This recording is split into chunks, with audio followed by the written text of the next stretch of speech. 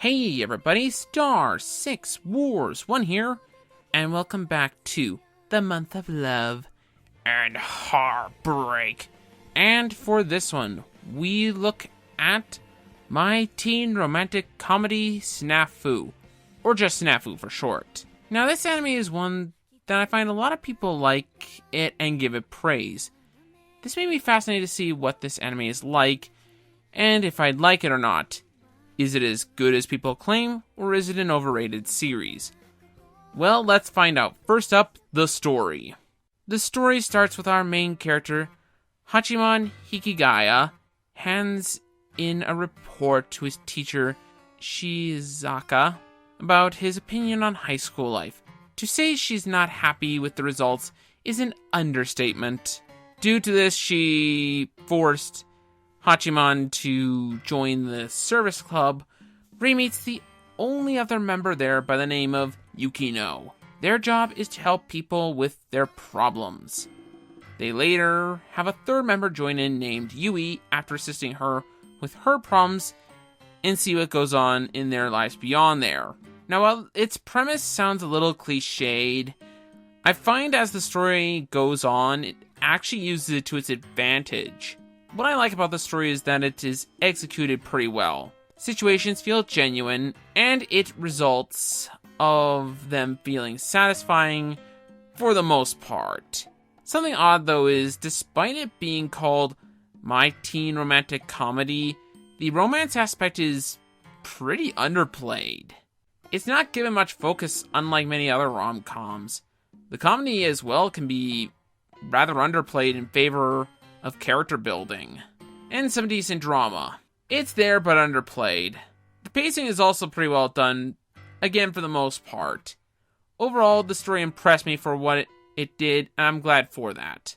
Next up is the characters.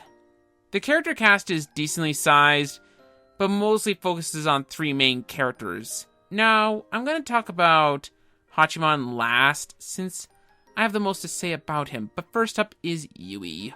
Yui is the nice, bubbly, friendly girl who idolizes Yukino and has a deep respect for Hachiman.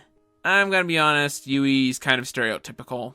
She's not a bad character by any means, but I feel I've seen her character done before and better elsewhere, which is a shame. I like her character, don't get me wrong, but I find her character is being done better. Next on the character roster is Yukino. Yukino is a cold and somewhat harsh character due to experiences in her past. Yukino is very similar to Hachiman in terms of personality, and I find that she's a very fascinating character in her own right. However, I find her slightly underdeveloped. She's not given the focus I think she deserves, but I admit that I liked her overall, which is a good thing, but I wish she was given more development than she actually got. Then we have the main character himself, Hachiman. On the surface, Hachiman is an antisocial, rude, blunt to a fault, condescending, cynical asshole. He's also extremely pessimistic and fully aware of it.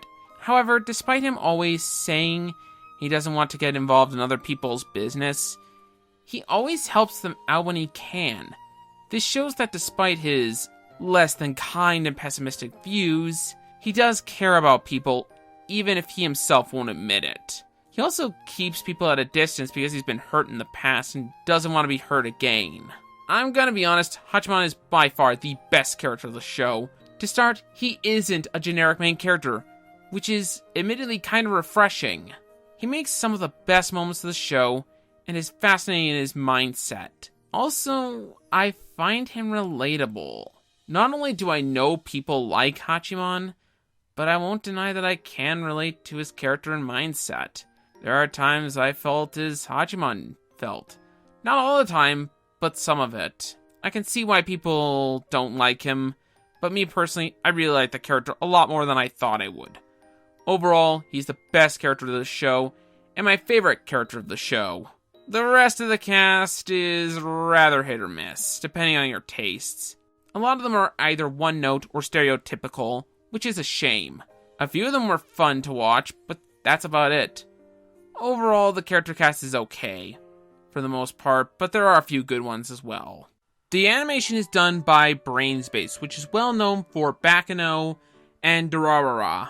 The animation, in my opinion, is pretty average, but for what the show is, it's good enough.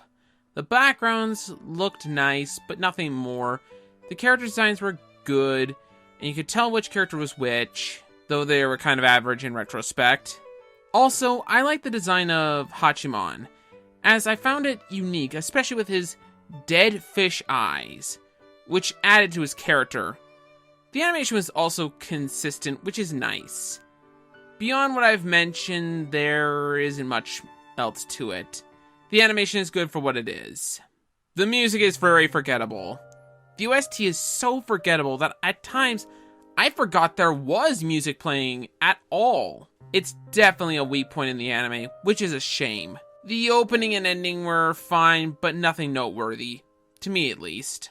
Now, there is no dub for SNAFU, which is fine by me. This is one anime that didn't need one. Overall, the sound is pretty forgettable. Before we end this off, I want to explain both the greatest strength and greatest weakness of the show, which is Hachiman himself. The anime relies heavily on whether or not you like Hachiman or not. If you do, you'll be able to like him as a complex and fascinating character, as well as find him refreshing from all the other generic main characters in anime. If you don't, he comes off as a rude and at times cruel person who can bring down your enjoyment of the show. The show, I feel, relies on him too much, and as a result, could actually make this series feel average if he wasn't around. Don't get me wrong, the show still has things I like about it, but the main appeal is the main character. Overall, well, without Hachiman, it would have fallen apart. I still liked and enjoyed it, especially with him in it. I give SNAFU a 7 out of 10.